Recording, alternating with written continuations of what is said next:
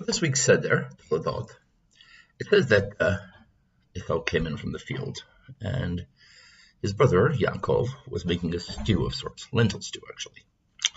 And Esau said to him, "Give me some of that because I'm hungry. I'm, on the verge of death." And Yaakov says, "Well, okay, in exchange for your firstborn birthright, if you will." And Esau says, "Well, I'm on the verge of death." Whether he was exaggerating, to be determined. But I'm on the verge of death. What does it matter anymore? So sure. And Yaakov insists, "Swear to me," and he swears. And then it says Yaakov gave Esau lechem unzid adashim, bread and lentil stew. Nowhere in the bargain was there any reference to bread. It mentioned lentil stew. Why is he giving him bread? When he drove such a hard bargain for a pot of lentil stew, why is he giving him bread for free? Yaakov knew that Esau could turn around later and say, "I was on the verge of death. I would have agreed to anything." And maybe he was exaggerating, maybe he wasn't, but at least he would have had a case. And even though he swore, it was under duress. It's not a valid oath. I don't owe you anything. Therefore, Esau could have said, "You had an obligation to feed me. I don't owe you in respect for it." He gave him bread. Why? Note specifically it says lechem unzid adashim, bread and stew. Gave him the bread first. Because if you should turn around later and claim, "I was starving, you had to feed me, it was your obligation," fine, I gave you bread. Once you ate the bread, you were no longer starving. You might have been hungry, but I don't have to feed you just because you're hungry. You're no longer starving to death. You're able to survive long enough to get someplace else where you can get something to eat. Fine. Now, you want to eat the stew, we've got a deal. Yaakov knew that Esau was a bit of a trickster and knew that he was going to try to wiggle his way out of it. So he prepared ahead of time against that particular contingency. That is why later on, when it says that Yaakov went in and stole the blessing from his brother, rather famous story, in that he dressed up as Esau, took advantage of the fact that their father was blind, and stole away the birthright. Esau says, this is why he's called Yaakov. It's a pun in Hebrew. Often translated as he's tricked me, or he's supplanted me 2 times.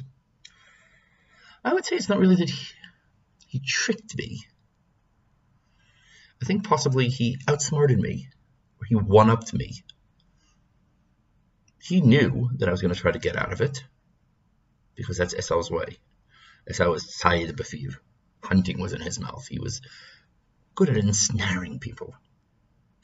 As we'll see in next week's reading as well, Yaakov was quite good at standing up for himself against hucksters. I thought I managed to get past it. It's like the old saying, did you read the fine print? It was all fine print, and I read every word of it. Well, you didn't read the fine, extra fine print. I thought I had him. He one-upped me. He has supplanted me through his trickery. Not just supplanted me as in taken my place, taken the birthright, and taken the blessing. He's taken my role. You managed to outsmart me, you managed to trick me, you tricked the trickster. That's my job. That's my thing, that's my gimmick. What have I got left? The sages teach that originally the plan was that Yaakov and Esau would be partners. Each one would be the progenitor of 6 of the tribes. There were destined to be 12 tribes. Each one would have 6, etc. Esau did not fulfill his side of the deal. So Yaakov took over Esau's role. Therefore, he took the firstbornship. I suppose that's a word. Therefore, he took the blessing that had been meant for Esau, because he took over Esau's role. Originally, Yaakov's 2 wives, Rachel and Leah, or Leah and Rachel, were originally supposed to be for the 2 brothers. Leah was supposed to marry Esau, and Yaakov was supposed to marry Rachel.